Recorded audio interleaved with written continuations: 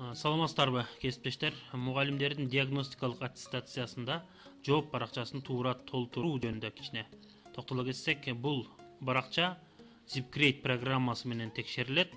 Мугалимдерге керектелүүчү куралдар болгону калем, сап, анан өчүргүч. Эгер зарылдык болсо, уштагычты дагы алып алсаңыздар болот жаныңыздарга. Жооп баракчасы негизинен 4 бөлүктөн турат.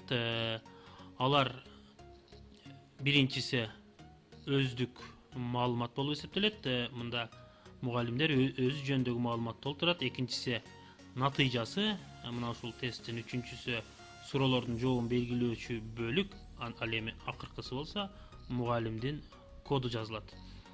Андан кийин биринчи бөлүккө токтоло кетсек, бул жерде мугалим маалыматын толугу менен толтуруш керек. Көрүп турганыңыздардай, аты жөнү, мектеби, предмети, телефон номери, анан күнүн жазып өтүш керек. Андан кийин мугалимдердин коду, ар бир мугалимдин кодун өз алдынча жооптуу адистер тапшырып кетишет. Ошол жерде көрүп турганыңыздарда сүрөттөгүдөй абалда уячаларга жазасыздар.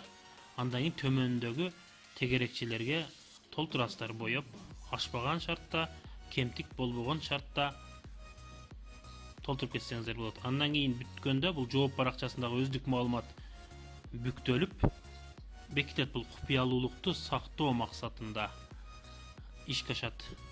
Андан кийин биздин адистер бул жооп баракчаларын чогултуп кетет.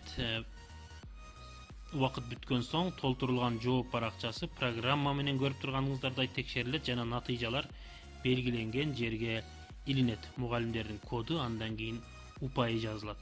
Ар ким ошондо өзүнүн упайын жеке биле алат. Анда эмесем баарыңыздарга ийгилик болсун.